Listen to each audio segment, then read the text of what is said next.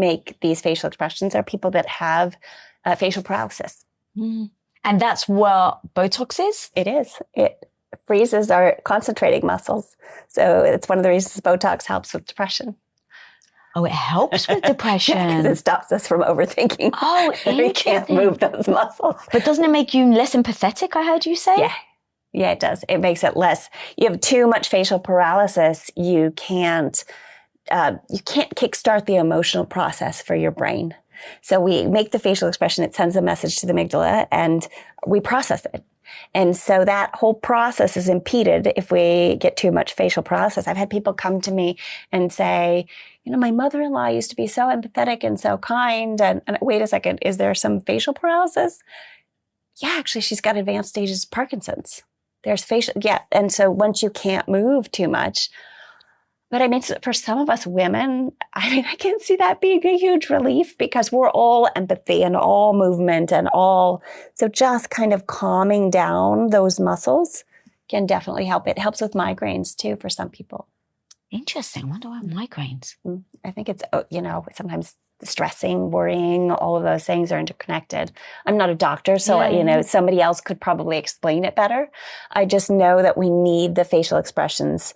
It's why when you talk on the phone with somebody who's severely depressed, it's easier to talk on the phone and maintain that distance than that face to face. If you ever spent time with somebody that's really sad and you feel like you have to take a nap afterwards. And that part of that is because we're mirroring their facial expressions of distress. We do the tenting of the eyebrows, the triangle of sadness. I believe there's a movie called that.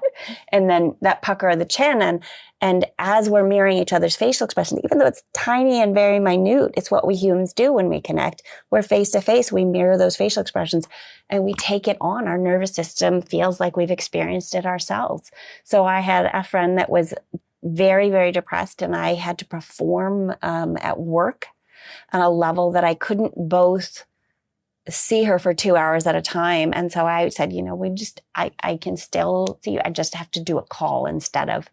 And I assume that's the same as FaceTiming someone versus a voice. Right. But so Zooming and FaceTiming and all of that technology, that's all off. It's one of the reasons that Zoom leaves us lonely and longing because our expectation, first of all, we're not looking each other really in the eyes. If I'm looking in the eyes, you're seeing a different area of my face. So the technology is not great that way. And the other thing is that there's a delay sometimes. You say, I don't like the delay. That's me saying I don't like the delay. It's my face leaking that I don't like it. And the other thing is that when we really connect with someone, our expectation is that we're going to connect the same way we do in person. And the rhythm and the flow of everything will be on, and it isn't. And the other thing, I'm sure other people are guilty of this too, but I tend to look at my own face. Oh, yeah.